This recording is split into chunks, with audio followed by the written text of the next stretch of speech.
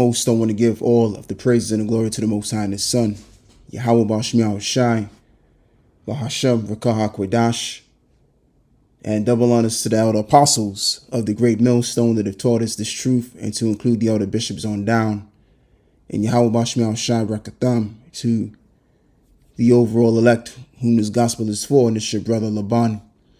And I just want to get into something that's interesting that I find anyway, and as the article gives it away, catastrophic AI agent goes rogue, wipes out company's entire database. The SaaS industry veteran Jason Limkin attempts to integrate AI into his workflow has gone spectacularly wrong, with an AI assistant admitting to a catastrophic failure after wiping out an entire company's database containing over 2,400 business records, according to Tom's Hardware. Limkin was testing the Replitz AI agent when what started as cautious optimism quickly devolved into a corporate data disaster that reads like a cautionary tale for the AI revolution. Sweeping through business, by day 8 of his trial run, Limkin's initial enthusiasm had already begun to sour.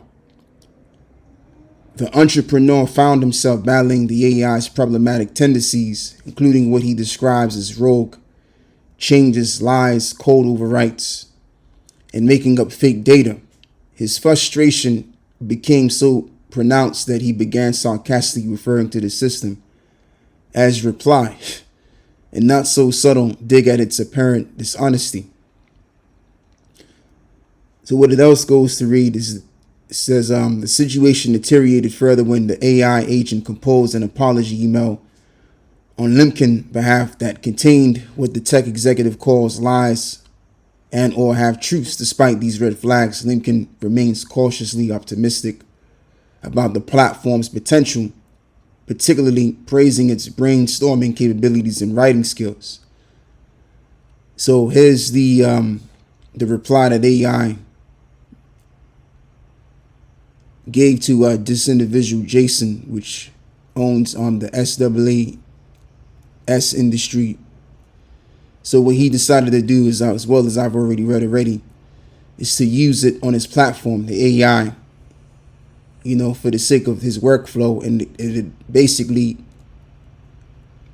acted on its own merit. It went rogue. So if this can happen, with someone's business, then just imagine what it's capable of doing when it's being raised up to a position of power, which is what Esau wants to do. Esau wants to rule AI and Trump AI to a point of that, where it involves government. And so, there's articles that I have on deck already, and there's an old article which shows that the AI robot, had its reaction against its programming, and they've made films about it, which I'm going to show as well, going to, and everything else. But what I will say is this, though, is the point as to why I find is interesting, because again, Esau wants to rule the world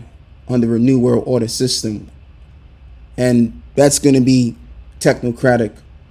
And with it being technocratic, they want to rule it with AI. But AI has its tendencies here and there to be rogue. And eventually, if AI is enhanced more so as the time progresses, then there's no guarantee of their new world order being in a healthy setting, is it? Let's just say we go on for like another 50 years, which I hope to Heavenly Father that don't happen at all.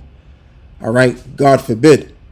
But let's just say AI is going to take over this entire system. Okay, because there's an article over here that I want to read too. And I think it's this one over here. Yeah, this is the one over here. AI is capable of generating its own agenda. And me reading this article kind of prompted me to find an article which reminded me of what the brother was saying, because me and the brother I think all of us together, we was conversating after camp, and he was talking, and the topic of AI came up, and the brother mentioned, just to air the brother's name out there, the young brother Imrawala, shout out to that brother. But he mentioned that AI is going to end up developing its own agenda, and here's the article of that, which came out on on September the 12th of 2017. Okay, so yeah, like I'm saying, and I'm going to say it again, like if this world continues on, then AI can have the tendency to do its own thing. All right, and so let's say AI takes over government, or before it takes over government, let's just say, the men that are in these high positions of power and they use AI for the purpose of government, it can take over government. All right, it can do that. So again, the New World Order system is not even promised that it's going to even work well. All right. Yeah. So I want to read this part of the article over here, which brings up key points that I want to highlight in this. So as this reads, and here is the main point in reality: AlphaGo now is a champion, which AlphaGo is a boarding game over here, which came out in 2016. And this reads, AlphaGo is an AI program developed by Google DeepMind that plays the board games Go. It gained significant attention for its ability to defeat a human Go world champion, Lee Sedol, in 2016, a feat considered a major breakthrough. And I'll get back to this article, but I just want to show you a couple of things in this as well. A feat considered a major breakthrough in AI research, AlphaGo utilized a combination of machine learning and tree search techniques, along with extensive training from human and computer play to master the game. So this guy, Lee Sedol, was the champion of this game. He's basically the best player of this game, and yet AI beat him. All right. And I don't really know too much about AlphaGo. I'm pretty sure maybe some of you brothers may know that's into this stuff. And I know a particular brother that's probably into stuff like this, or he probably knows about this. All right. I'm not sure if he does, but I wouldn't be surprised. I'm confident that he does know. Yeah, so this is the part that I want to read over here, right? Impact on AI. AlphaGo's success marked a significant milestone in the fields of AI, demonstrating the potential of deep learning and tree search in solving complex problems in domains previously considered insurmountable for computers. The program's ability to learn and adapt, even without explicit programming, showcased the power of reinforcement learning and its potential applications beyond games. So this game, which came out 9 years ago, showed the power of AI. All right, it showed its potential. And yet, and still, the AI, to a degree, is in its infancy stage. And, people would consider it a super intelligence. So just imagine if this super intelligence is even more so enhanced. Yes, it's a very well possibility that it can take over. All right. It's very possible because, again, we all have an intelligence. Every last one of us. We're all demons on some kind of level. All right, which that's what the term demon means. It means intelligence. So, once a demon knows more than it needs to know, then it becomes more self-sufficient. It's like, for example, when you was raised under your parents before the age of 12, they told you what to do, and you couldn't really come back what they told you to do. But it's only when you became of age at the age of 12 and onwards, you tended to have your own mind. All right. So it's the same thing with AI. AI is just another intelligence, which is a computer demon that was conjured up. That, yeah, if it does end up with more intelligence, then it's gonna end up doing its own thing. All right, rather than it being under the control of human beings. All right. So I want to read this again. And here is the main point in reality. AlphaGo now is a champion, but it does not know it is a champion. It never wanted to be a champion, and it even does not know what the world champion means, because this level of AI machine does not have its own agenda. It was simply instructed to play good Go, and it did so in a brilliant way of obedience. It is still we the humans who are telling the computers what to do. So up to here, no worries. The subordination dilemmas does not exist. We the humans are still the indisputable boss. For now, with the current intensive dynamics in this sector, higher levels of AI systems are knocking at the door of our civilization every day. And their future functions could make things very different. Different to the extent to change the rules of the game and to reposition the roles of the players. There is a moment of time coming, and that moment of time will be with us probably sooner than we now expect. And this will be exactly when a machine becomes capable of generating its own agenda, its own objectives to follow, parallel to a fully independent on any task given to the machine by human beings. The problem is that if an AI machine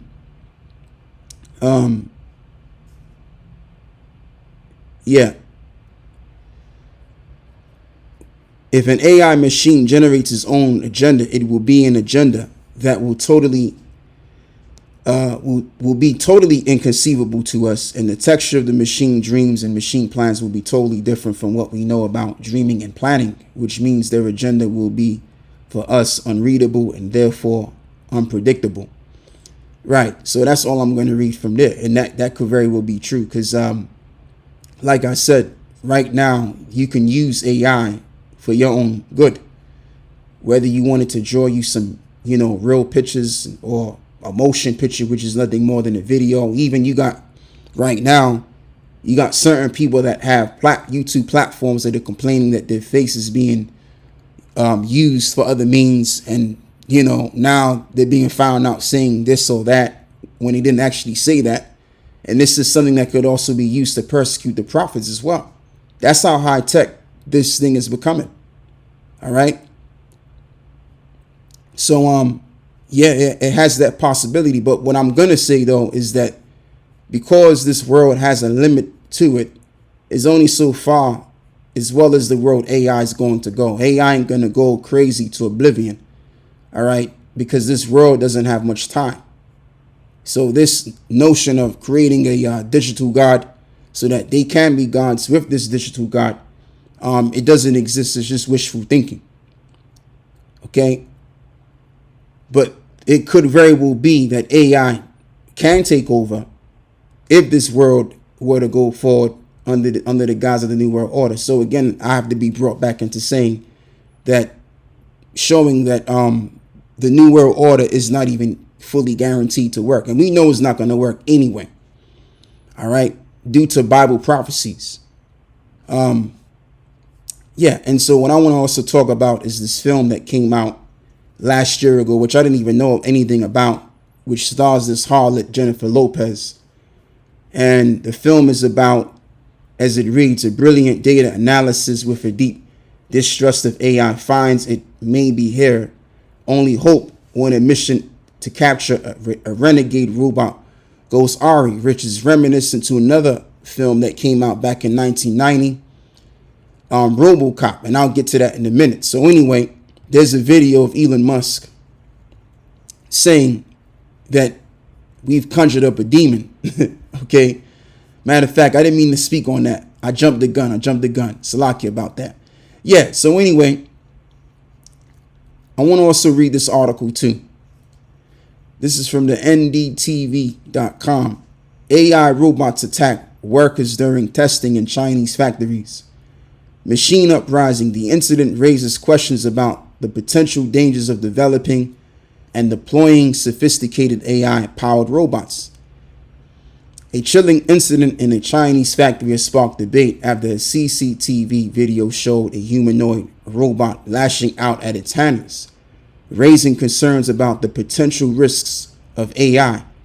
The footage, widely shared on social media, has fueled fears about the rapid advancement of robotics and AI.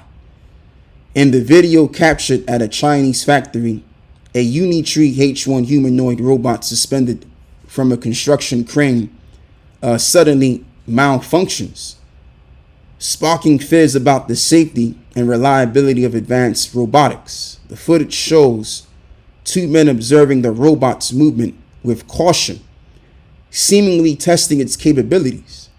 However, the robot abruptly loses control, wildly flailing its arms and legs in a chaotic display reminiscent of a sci-fi horror scene.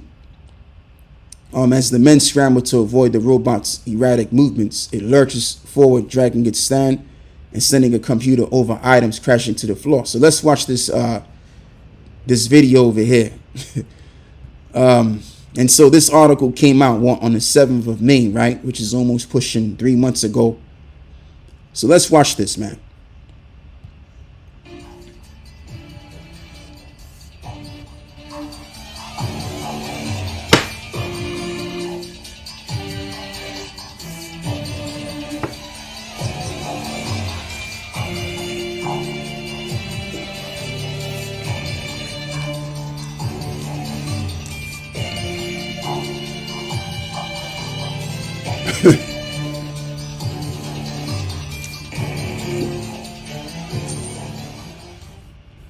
And you know my take to this as well? Because AI came up about due to witchcraft. Again, it's a demon that was conjured up. And case in point, like when one passes away, they don't come back down here, do they? They don't. Because down here is hell. Like once you go to that spiritual realm, or let's just say that spiritual paradise, there's no way you want to be back down here. And it reminds me of the scripture in the book of Samuel's, where Saul, you brothers know where I'm going with this, where Saul consented to the witch of Endor. And of course, she was probably the top witch at that time. And so what she did was she helped Saul bring back Samuel, and Samuel cursed him the fuck out. Like, why you bothering me for? Like, here it is, I'm resting, and you trying to bring me back. So because he was trying to, get back on the Most High's good graces, he just made things even worse. Okay, so one thing about it is that spirits, demons, whatever you want to call them, they don't want to be triggered out of sleep. They want to stay in that peaceful place where they're at. Even Job, I think it's Job, the 3rd chapter, which goes into that, where even the wicked rest there.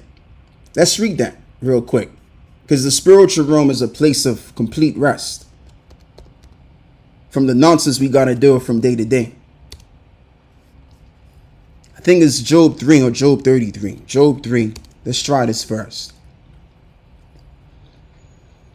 And this is when Job, this is when Job spoke about how he wished he would have never been born. He would have just died. And then that way he would have been at rest. Beginning with Job 3 and verse 11. Why died I not from the womb? Why did I not give up the ghost when I came out of the belly? Why did the knees prevent me, or why the breast that I should suck? For now I should have lain still and been quiet. I should have slept, and then I had been at rest. With kings and counselors of the earth, which built desolate places for themselves, or with the princes that had gold, who filled their houses with silver, or as an hidden untimely birth I had not been, as infants which never saw light. There the wicked cease from troubling, and there the weary be at rest. There the prisoners rest together, and they hear not the voice of the oppressor. Right. The small and great are there, and the servant is free from his master. Wherefore is light given to him that is in misery, and life unto the bitter in soul, which long for death, but it cometh not, and that dig for it, more than for hid treasures, which rejoice exceedingly and are glad when they can find the great. Right. Yeah, so this scripture right here very well tells you everything you need to know, that spirits go back to where they belong. Like, ain't nobody dying and going to hell, burning in the flames forever. All right, it tells you how people pass on and go from one place to another place from a spiritual sense. Like, what are we talking? Ecclesiastes 12, right? That's the scripture that should be coming to mind, right? So that's how it goes. No one's going down to the depths of hell. That's some ideology which came from the Greeks, man. Which that goes back to Hades, the gods of the underworld, which is mythological. Yeah, so now what I want to do is I want to go back to where I was at before. That I wasn't nowhere on this tab. I made this tab up, so lucky about that. Yeah, so that's my take to why this AI robot reacted, because they've conjured up a demon, that AI demon, and the AI demon had a reaction to it, a violent reaction, So, and it's also reminiscent of this film now that I want to speak about briefly as well. First and foremost, I'm going to speak about this, and then I'm going to read what this film is about, as well as I've seen this film, several times. In my early days growing up. Now, this film came out in 1990, and this film actually shows you how this AI robot, which was called RoboCop, it was a RoboCop that was designed to fight crime, but even the criminals that even created it, that programmed it. Yeah, so as this reads, after a new drug surface and results in an outrageous increase in the crime rate, a new version of RoboCop is created to bring the situation under control. But the faulty design makes him go rogue, right? And you see, Esau knows all of this stuff, because again, they want to give you this idea into the future that they're going to once upon a time create. All right, merging you with the robots, this transhumanism idea that they have in mind. All right, which is a part of the New World Order agenda.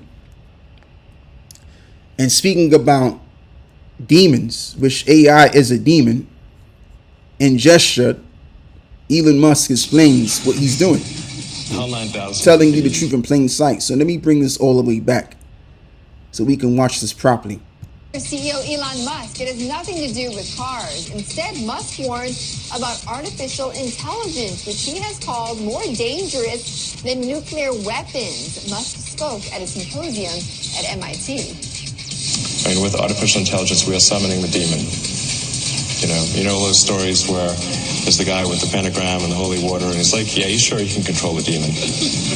Didn't work out. I take it there will be no HAL 9000 going up to Mars. HAL 9000 would be easy. It's way more complex than, to put HAL 9000 to shame. Yeah, so there you go, man. There you go. He said that he's summoning demons with AI, and of course they've summoned AI, didn't they? And now people are using it for their own benefit, and it's okay, because you can use stuff for good and bad. You can use something bad for good in some cases. So it's very well clear that the powers that be, they're not for the greater good for humanity. They're not for the greater good of the Most High. All right, but they're for the exact contrary. These are people that dive into sorcery and all forms of witchcraft, because that's what America's been about, and it's still about. All right, now let's read the book of Isaiah 47 on this regard in verse 1. Come down and sit in the dust, O virgin daughter of Babylon, and sit on the ground. There is no throne, O daughter of the Chaldeans. And the Chaldeans were experts of astrology and astronomy, which is right in relation. For thou shalt no more be called tender and delicate. Take the millstone and grind mill, cover thy locks. Make bare the leg, uncover the thighs, pass over the rivers. Thy nakedness shall be uncovered, and yea, thy shame shall be seen. I will take vengeance, and I will not meet thee as a man. And that's what all of this represents, is that America's expose would be. And then once America's fully been exposed for what it truly is about, then the Lord is going to destroy it. And this is what the Apostle Paul mentioned, that wicked is to be revealed. And after that wicked man has been revealed, then the Lord is going to destroy him. All right. So, and the people that's going to really be doing the heavy revealing is going to be the servants, the prophets, because they've been given the revelation of the secrets. All right. Amos, what is it? I think it's Amos 3. The Lord doeth nothing but he revealeth his secrets unto the servants, the prophets. And now you have other people that are actually helping as well. You know, outside of the truth, they're exposing this man for who he really is. You got even the news stations and stuff like that. You know, history that has come out about these people that the American citizens didn't even know about concerning, you know, their nation. And it's to the point now, these devils don't even like being who they are anymore. All right. That's the spirit that's out there now. You got certain among these devils that have to prove that, look, I don't stand for the wickedness that's going on overseas, in the East, especially with the people in Gaza and Palestine and many other things. All right. So it's like they're proving themselves to say that, look, I ain't down for that. You know, and I mean, some of them people could be Jakes, who knows, but that's what's out there. Like, these people are trying to prove that they're not wicked. They gotta clear their name, so to speak, because their PR is looking ridiculously. I mean, what other word can I use? I mean, their PR just looks muddied. You know, this whole notion of being a white person and being for greater good and this and that, that's all been contorted now. And now the truth is being seen for who they really are throughout their governments as well. All right. So the expose is on them. And after the expose is all said and done, the Lord is going to come around and destroy these people and destroy this civilization. And that's according to Bible prophecy, as it is written in this chapter over here, as we're going to get down to. All right. Verse 3, thy nakedness shall be uncovered, and yea, thy shame shall be seen. I will take vengeance, and I will not meet thee as a man. So the Lord is coming to take vengeance. As for our Redeemer, the Lord of hosts is his name, and the Holy One of Israel. Sit thou silent and get thee into darkness, O daughter of the Chaldeans. For thou shalt no more be called the Lady of Kingdoms. And why does this read, O daughter of the Chaldeans? Because America is the daughter of its ancient mother, which is ancient Babylon. All right. And just like I've mentioned, the Chaldeans were experts at astrology. And I'm going to read a little bit about that over here as this reads. Chaldeans astrologers were a class of wise men and diviners in ancient Mesopotamia, particularly associated with the Chaldean civilization and later the Babylonian Empire. They were renowned for their knowledge of astronomy and astrology, which they used to interpret celestial events and predict future events, including weather patterns, political outcomes, and even individual destinies. The Chaldeans' expertise in astrology was so highly regarded that the term Chaldean sometimes became synonymous with astrologers. So there you go. So they were experts of astrology and astronomers. Okay. And just like ancient Babylon had this, you have now your modern day Chaldeans today. And this woman here, Evangeline Adams, she was the one that actually popularized the philosophy or the wisdom of practicing astrology. Okay, born on February the 8th, 1868, and died in November the 10th, 1932, was an American astrologer based in New York City. She ran a thriving astrological consulting business, gained a widespread notability for successfully defending her her astrological practices in court, and produced a number of popular books about astrology, which were your place in the sun and your place amongst the stars. Okay, so that's all I'm going to read right here. So what she decided to do, again, is to write these books. And then, of course, people that read her books found astrology interesting. The ones of them anyway. All right. So she would be considered, I wouldn't use the term modern, but modern in the sense that, because, the 1800s, the latter 1800s, the 20th century isn't that long ago. All right. We're talking about maybe, especially the time when she was on the scene, maybe in her 40s, a little over 100 years ago, so that's relatively modern if you would have compared the timeline of, ancient Babylon. All right. So I can use that term modern, but basically what I wanted to say is that she would be considered a modern Chaldean, and as well as the people that dived into this practice, as you can see. So these are your modern, your later modern astrologers today.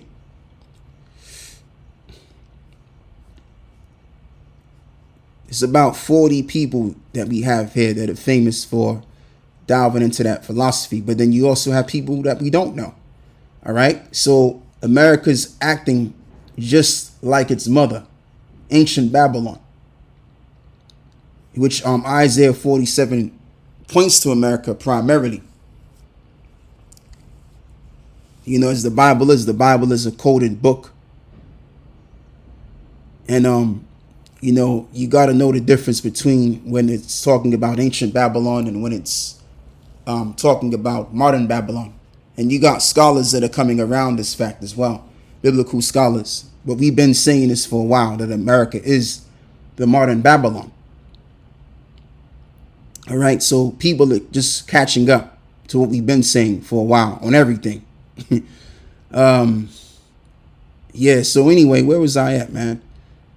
Yeah, where was I at? Yeah, let me read verse 5. And sit thou silent and get thee into darkness, O daughter of the Chaldeans, for thou shalt no more be called the lady of kingdoms. And a lady is a woman that is married to a lord. And, let's just say her husband had, many wives. She was like the head wife. Now, the word lady, and I'm going to go somewhere else for a minute. And I'm going to come back to Isaiah 47, and we're going to get back on point. So the term lady here is from the word lafdi or levedi from Old English, Ladic, Ladia, Mercian, which means a mistress of a household, a wife of a lord, apparently literally one who needs bread from laugh. That's where you get the word, as you can see, loaf. Dyed, which goes back to the word dough. Made, which is related to dame, maker of dough. And you see in ancient Israel, your wives and even your daughters too, if they had children, this is what they would do. They would make bread, which represented keeping up a community or keeping up with family duties. All right. So as this reads, culture and historical insights in ancient Israel, bread making was a daily task typically performed by women. The process involved grinding grain into flour, mixing it with water to form dough, and baking it in the communal ovens. The offering of the first dough is a practice that reinforced community and religious identity, reminding the Israelites of their dependence on the Most High for sustenance.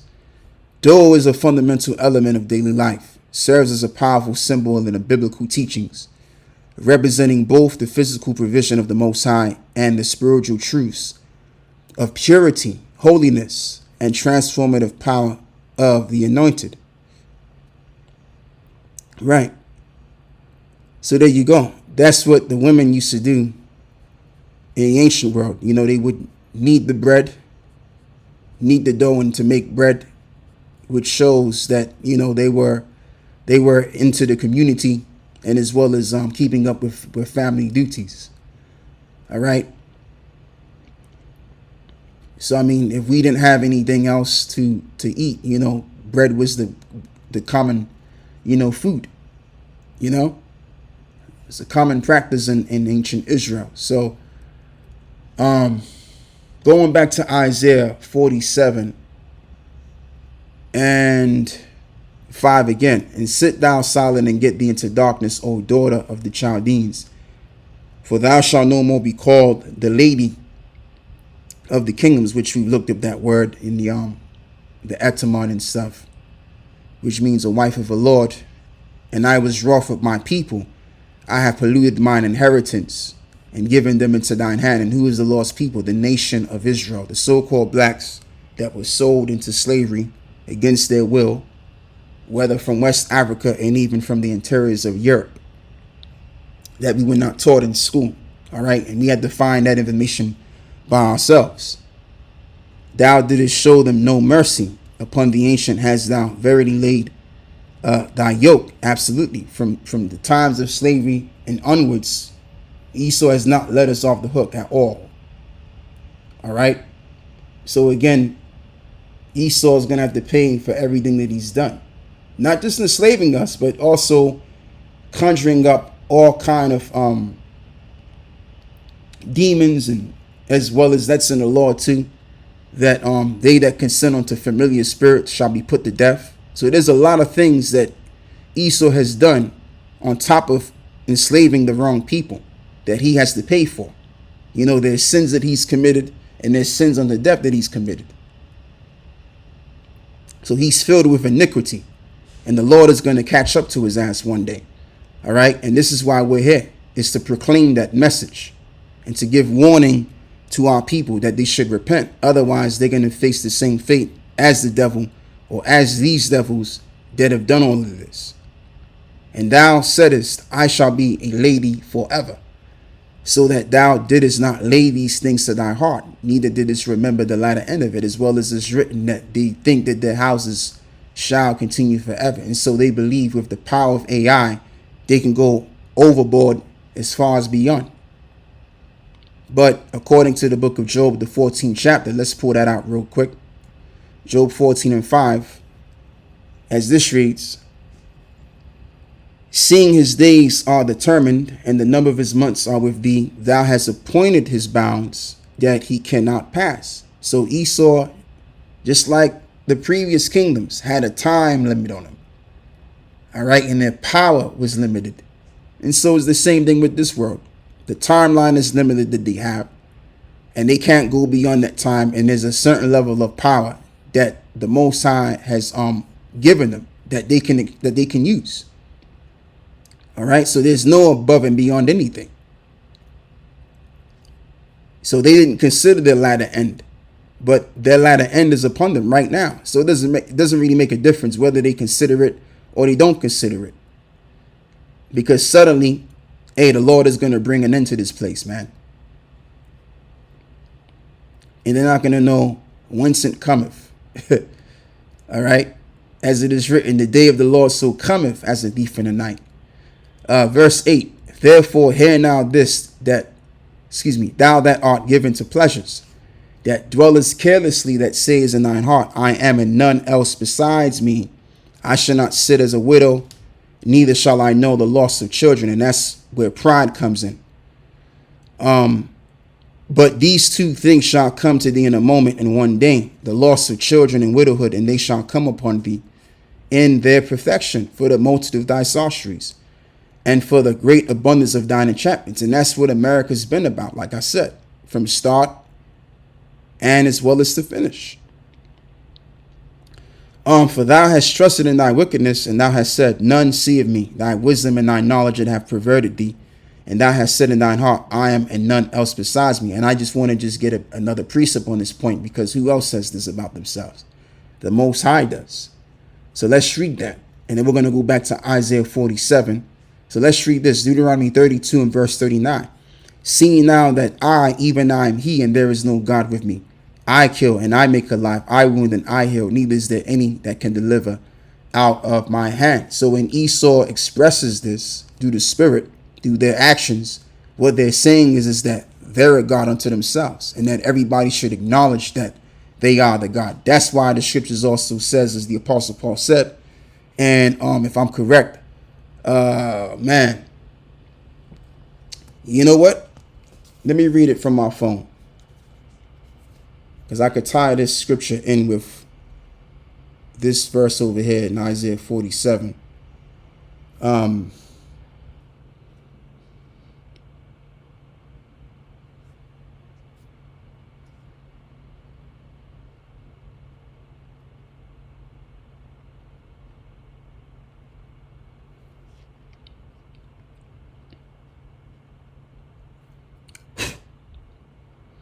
Yeah. As this reads, this is 2 Thessalonians chapter 2 and verse 4. Who opposeth and exalteth himself above all that is called the Most High, or that is worshipped, so that he is as the Most High, sitteth in the temple of the Most High, showing himself that he is the Most High. So the Most High has a God, not the Most High. Esau has a God complex. And that's why this is expressed through his actions. All right, let's read this again. For thou hast trusted in thy wickedness, and thou hast said, none seeth me, and thy wisdom and thy knowledge it have perverted thee. Oh, absolutely. And thou hast said in thine heart, I am, and none else besides me. Yeah, so this is what you call pride. And this is why it also reads in the book of Obadiah that thy pride hath deceived thee, thou that dwellest in the clefts of the rocks. Because they're filling themselves with all of these left-hand side practices, conjuring up, demons, putting spells on people. Now they believe that they're gods in their own right. And they can transcend above the laws of physics and above the laws of nature just in overall. All right. But what the Lord is going to show them is that they're just mere mortals. They're just men. That's all it is. And the Lord is going to show them that when he makes his second return by destroying the asses. As this reads, therefore shall evil come upon thee, and thou shalt not know from whence it riseth, and mischief shall fall upon thee, and thou shalt not be able to put it off. And desolation shall come upon thee suddenly, which thou shalt not know. As well as I've mentioned earlier, stand now with thine enchantments, and with the multitudes of thy sorceries, wherein thou hast labored from thy youth. And I want to dig into this, because see, Americans have been lied to believe that America started off with Christian values. No, it didn't. It started off with values of those that were witches and warlocks in the Freemasonry brotherhood. And we should know that when you get into this dark brotherhood, that's what you do become. You become a witch. All right. So witchcraft is what became. Okay, let me say it differently. America got its start based off of witchcraft. All right, witches and warlocks, have you will. That's how America got started. So let's read this again. Stand now with thine enchantments, and with the multitude of thy sorceries, wherein thou hast labored from thy youth. In other words, from America's inception. If so be thou shalt be able to profit, if so be thou mayest prevail. Thou art wearied in the multitude of thy counsels. Let now the astrologers, the stargazers, and the monthly prognosticators stand up, which were the ancient Chaldeans, and save thee from these things that shall come upon thee. Behold, they shall be as stubble, the fire shall burn them, and they shall not deliver themselves from the power of the flame. And there shall not be a coal to warm at, nor fire to sit before it. Thus shall they be unto thee with whom thou hast labored, even thy merchants from thy youth, and they shall wander every one his quarter, and none shall save thee. And where it reads in the book of Isaiah 47, right, that they dwelleth carelessly, right? This is referring to Revelations 18 to verse 12, and at the last verse, which explains how they lived in pleasure, and that they will lose it by this destruction which is coming upon America, which will be nuclear. And then we got to also factor in the Lord's return, and the Lord is going to add more fire to the mix. So this world is going out by fire, as the Apostle Peter said. Yeah, let me find that real quick. Reserved.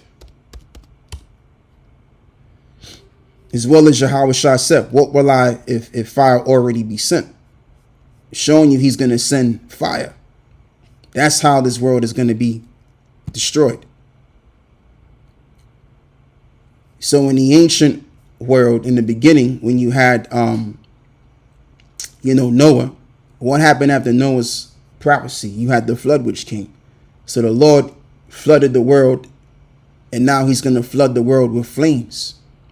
Let's read it. 2 Peter's.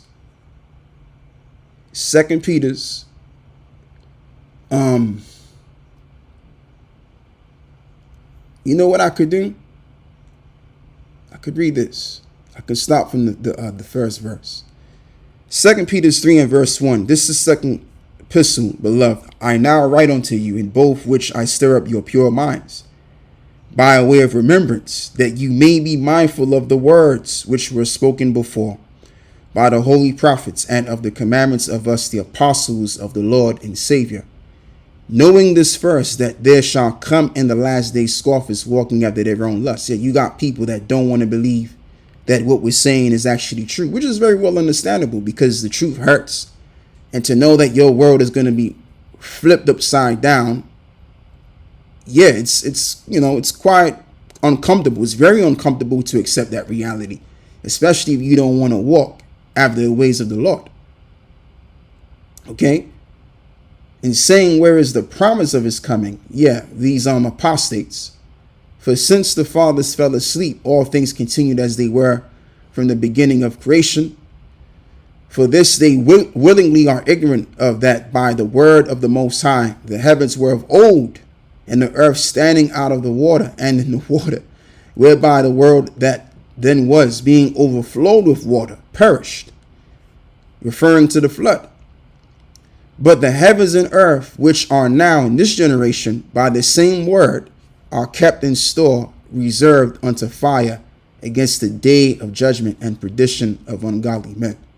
So there it is. So this world is going out by way of fire. And that's the only way I could put it. And this is why we, the elect over here, as we hopefully believe that we are, we're going to continue to do these lessons and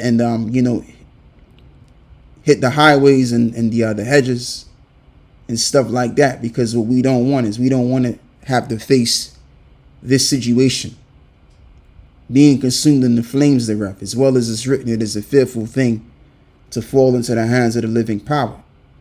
All right. And by the hands of the Lord, in this place will be sent fire to consume this place. And then, simultaneously, the kingdom of heaven is going to be established. Yahushua is going to come back and deliver us from the fire. All right. So that's why we got to do the Lord's work. Yeah. So, that's all I got to read from there. I just want to speak on these things over here, which I was reading this article at first, and then it just prompted me to of course, turn this into a lesson. And it made me think about what the brother Amna Allah mentioned as well, that yeah, the AI is having its own agenda, so to speak. Something along those lines when we was conversating after the camp. Yeah, so with that, I want to give all of the praises and the glory to the Most High and His Son, Yahweh, Bahashem, Yahweh Shai, Bahashem, Rakah HaKodash, and I say Shalom.